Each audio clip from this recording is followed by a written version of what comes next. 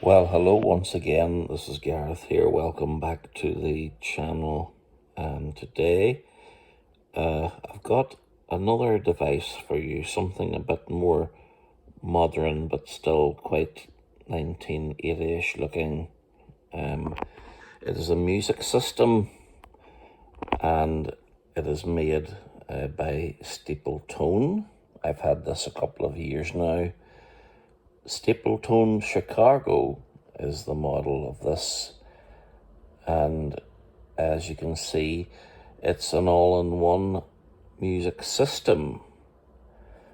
And starting at the very bottom here is the CD player itself, and on the right hand side there's a rectangular button that you press for opening the CD drawer, as it is a front-loading affair. And then up above that you have got twin cassette decks, one for playback only and one for recording. The left-hand side does recording, while the right-hand side is playback only.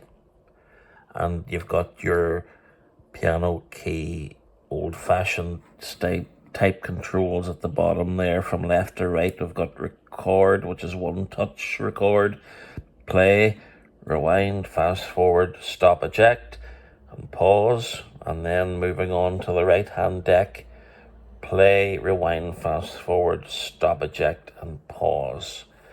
So let's do a little eject test and see how quick or slow it opens. Yeah, not too bad now. As I say, that's that. And then up above that, you've got your controls there for your, on the very top left is the power on and off button. Directly below that, you've got a 3.5 millimeters headphone jack.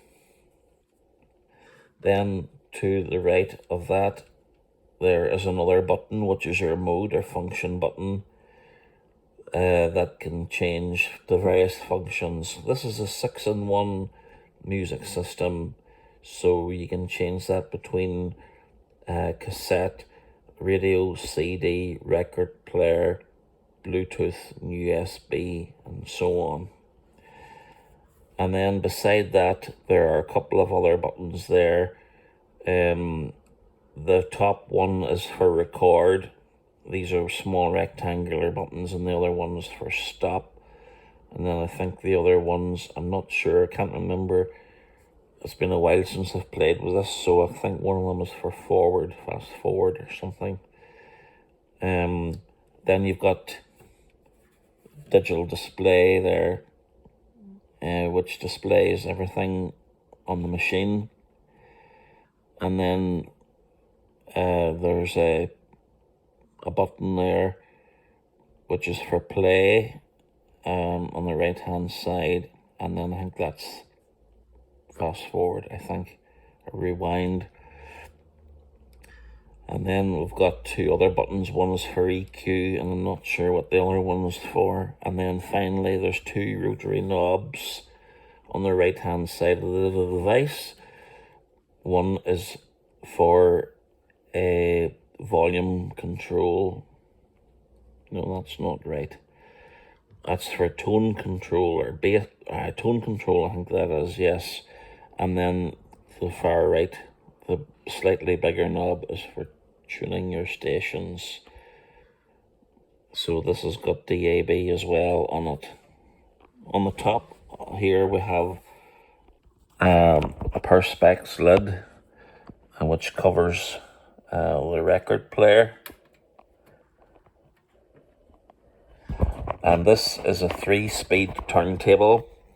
It can play 33 RPM, 45 RPM, and also 78 RPM, believe it or not.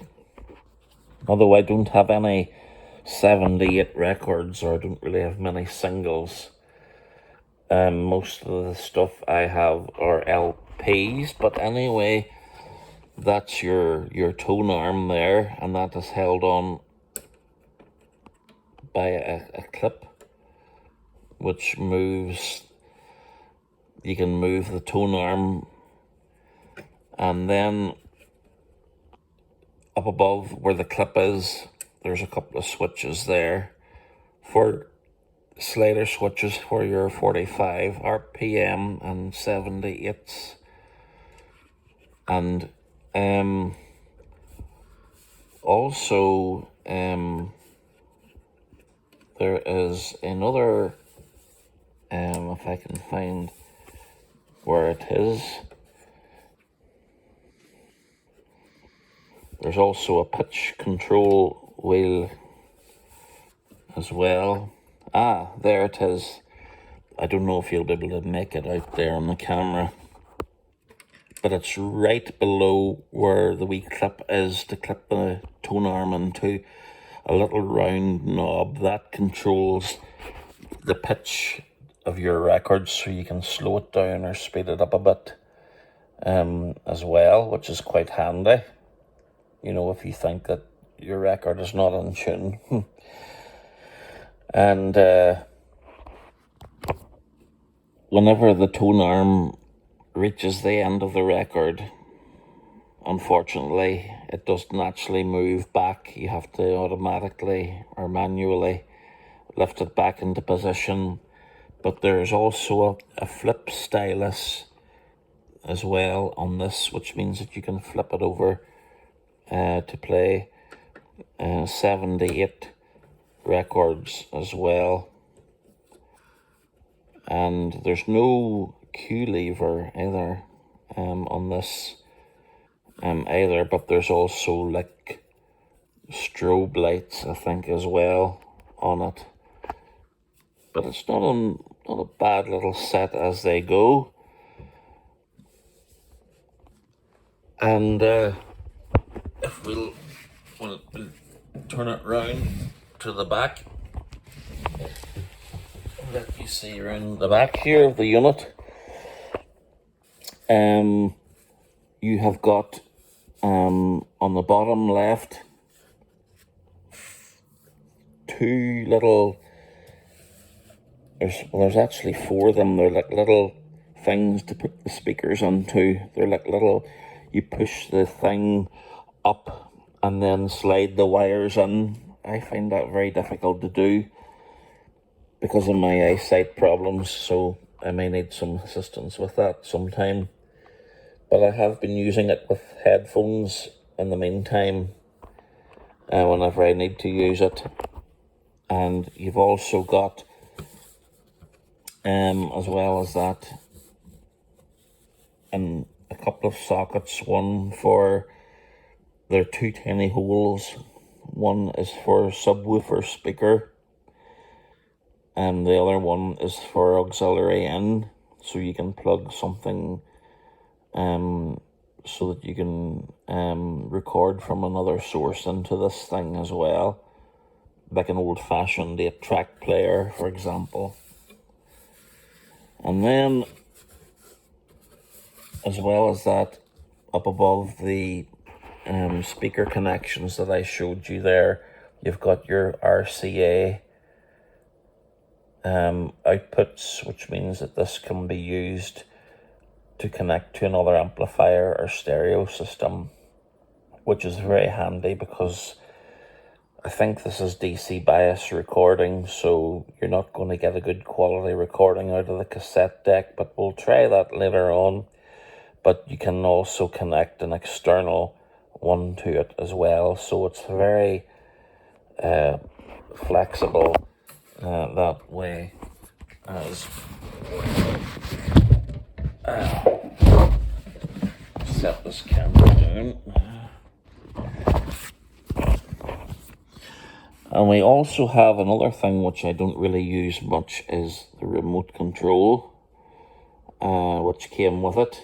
There are other functions that you can use with the remote control, such as if you're recording a CD or a record player, it will separate them automatically into different tracks for you. but I'm not sure how to work all that, so I just use the machine as it is, without the remote, and I use my computer usually to separate the files and rename them, etc. Because what the system does, like a lot of these modern systems do, if you're recording, I don't think I mentioned to you there that to the right hand side of the headphone jack, you have a USB 2.0 port, and there's also an SD card slot beside that, so you can record from tape or auxiliary, radio, CD, Bluetooth. You can record onto an SD card or MP or USB as well, which is a very handy function to have. And I've done that a few times. And what actually happens is, it won't put everything onto one file. What actually happens is, if you are on the turntable or on the record or tape deck, or if you're on the radio, or if you're on radio, it will create a folder relating to the source that it's recording from, and it'll replace the recordings from that particular source on that particular folder. Like, for example, some of them have like file names such as tape rec 001, or you could have CD rec 001, or whatever the file names. And then, of course, the folders are like CD rec, tape rec, radio rec, or whatever you want to. So just an example, it places it all in its separate folders. So that's really all that I have to show you, I think, on this for the moment. So if I don't get the speakers connected to this, I could do a demonstration by connecting it to, I have a Bluetooth speaker with an auxiliary in port, and I could use that as a subwoofer to give it that bit of a better sound. So I'll come back maybe later on and try that out shortly. Again, we have it all plugged in again now, and one thing that I did forget to say was that on the back there is also a connection for the FM antenna socket, and I do have one of those as well. But to shorten things up here, I have pre-recorded a wee bit of stuff here from the audio YouTube library, and a wee sample from the radio to let you know what the recording sounds like. Also, because this is connected from the auxiliary out into the auxiliary in of this little speaker here, the volume controls and tone and things don't really work on this hi-fi unless they're connected to the normal speakers, which I haven't done as yet, but I'll maybe do a demo of that sometime if I get a chance, and if I get them connected. Maybe I'm thinking of putting this maybe in the bedroom and setting it up there. Anyway, without further ado, let's get on with the playback test for the recording that we've made on this system.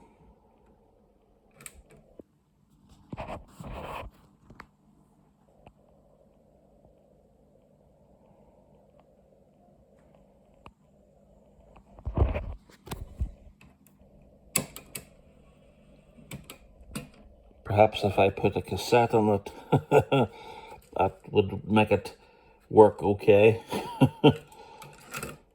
Silly me.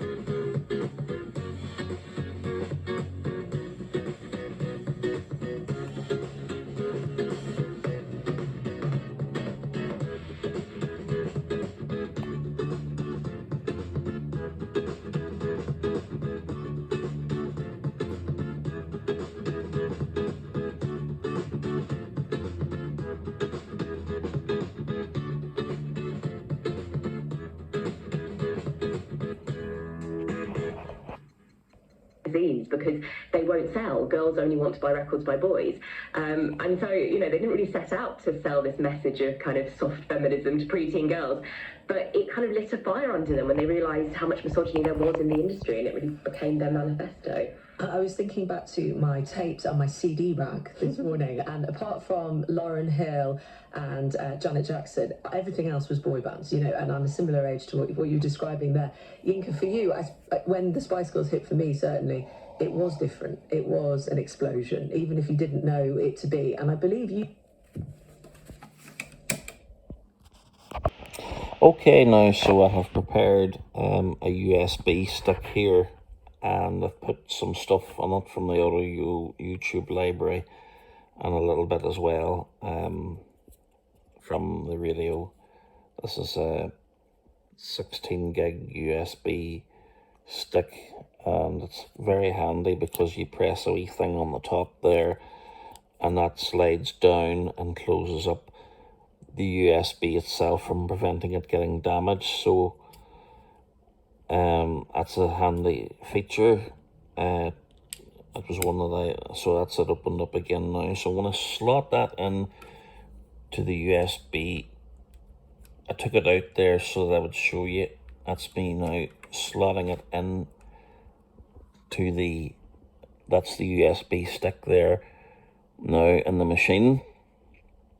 So just give it a moment or two to read the disc, and I'll press play and see if it's recorded everything. Started to play automatically.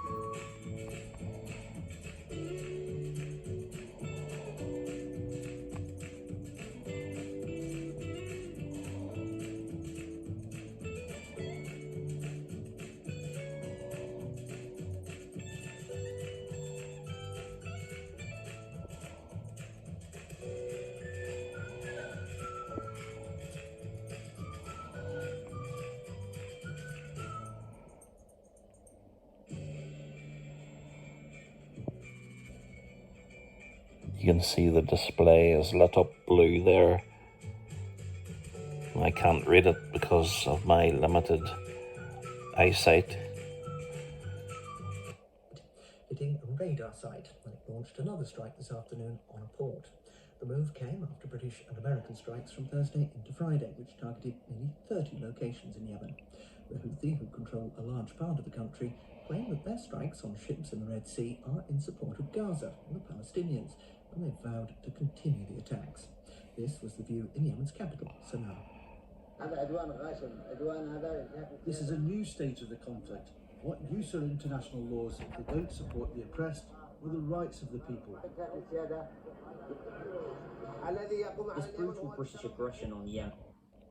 Well, there you are, folks. That does record very well indeed from the radio and from the Bluetooth as well onto USB. Now, I don't have a SD card available at the moment to test this with, but I'm sure it works and it sounds exactly the same. Certainly better than the cassette deck, I think sounds anyway. What we'll do is we'll take a quick look at the CD player, and then we'll test out the record player. I have a CD of Brendan Shine on here. He's an Irish singer, Irish country singer, but I can't really play too much again because of this copyright thing. We need to be very aware of that. So let's see. I need to try to memorize how often you press the button, the mode button, to get to a certain place. So just bear with me a second.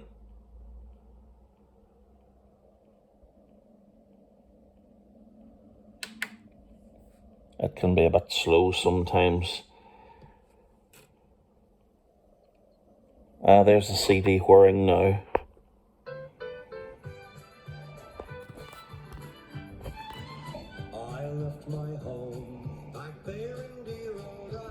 I think fast forward is that one to the right of the display at the bottom.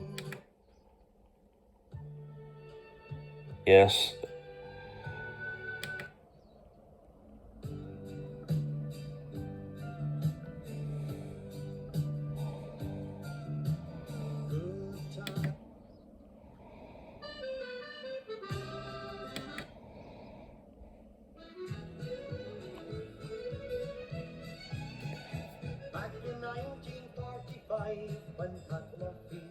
And then at the left hand of the side of the display, I think that's the rewind and repeat button.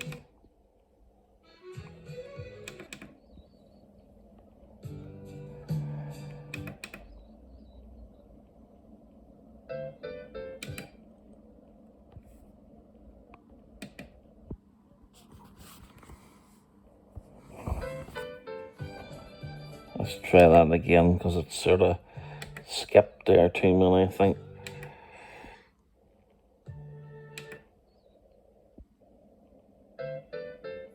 Yes, that does rewind as well.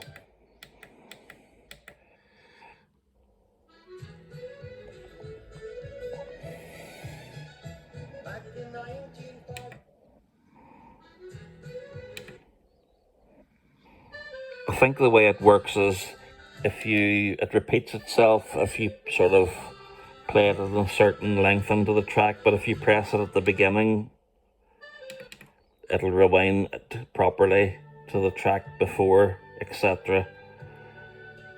So if I press stop, and then if I press the eject button, which is at the bottom right here,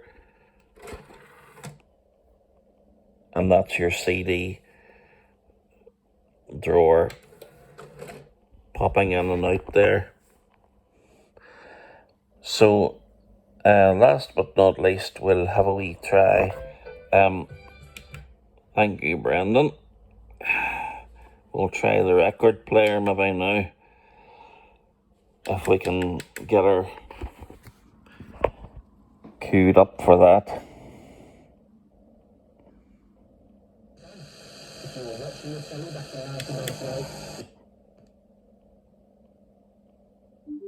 That's Bluetooth, you can tell by that sound. And that's cassette. I think the one after that is record player. Let's lift up the lid and move the little clip. Yes, you can hear it spinning there, and I have a record on here. I think it might be classical music. Oh, it would actually help if I moved the little protector stylus bit off. There's a wee protector to protect the stylus, which is very handy. Now let's see what happens.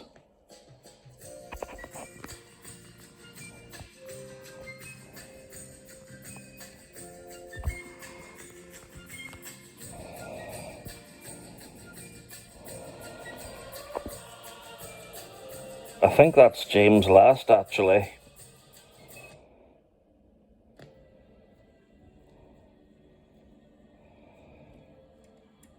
Then you've got your 45 RPM switch.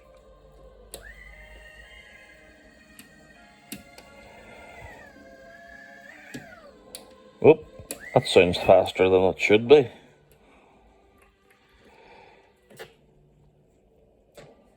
Oops, we need to be very careful there.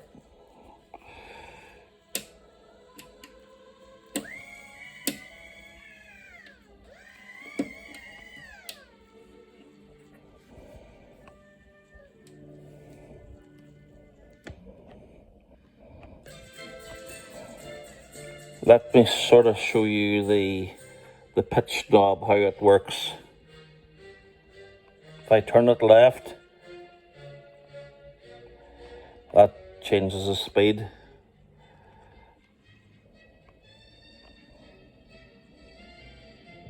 It doesn't go too high, but it increases it sort of very, very slightly.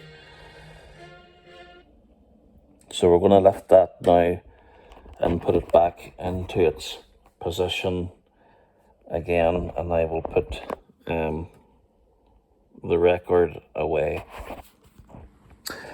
So that's really all that's left for me to say for the moment. It's a very nice device. It doesn't record too bad, but in my opinion, if you're recording onto cassette, it's probably best to connect an external cassette deck to it where you can make better recordings. But for playback, it's not so bad. The record player isn't too bad either.